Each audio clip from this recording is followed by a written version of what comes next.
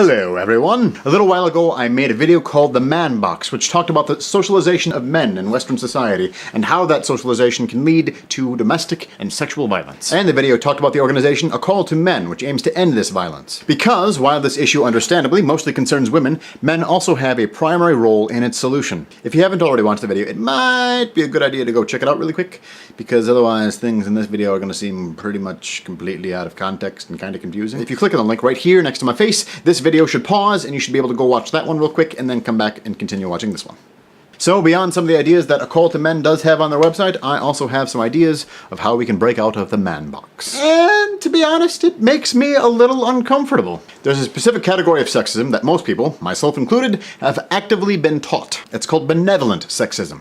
Benevolent sexism is a term coined by psychologists Peter Glick and Susan Fiske to refer to a paternalistic attitude towards women that idealizes them affectionately. This includes things like carrying something that's too heavy for a woman, even though they're probably perfectly capable of carrying it themselves. Calling a group of women girls when we wouldn't call a comparable group of men boys. Calling women darling, hun, or princess. I do that a lot. Opening doors for women, and that one gets me all the time. It actually physically pains me to have a woman open a door for me. These are all things that put women on a different and lesser level than men. Benevolent sexism can seem harmless, noble, or even romantic, but it can be harmful, particularly because it's easier to justify. Benevolent justifications for discrimination: women should forego a career because they excel at childcare, are more likely to be accepted than hostile justifications for discrimination. Women should forego a career because they lack ability.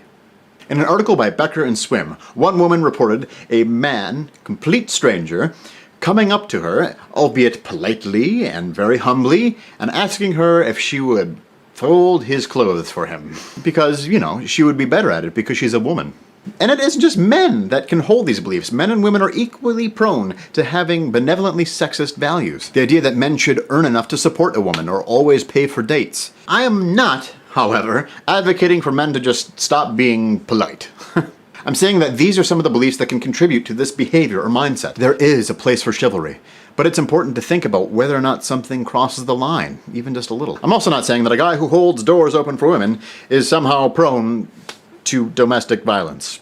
I'm saying that domestic violence comes from men regarding women as lesser and inferior beings. And this is part of the equation. Probably a small part, but a part.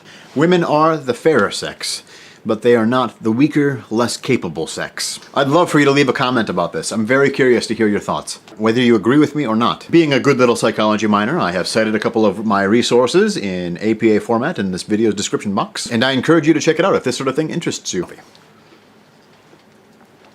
Everyone has the right to coffee.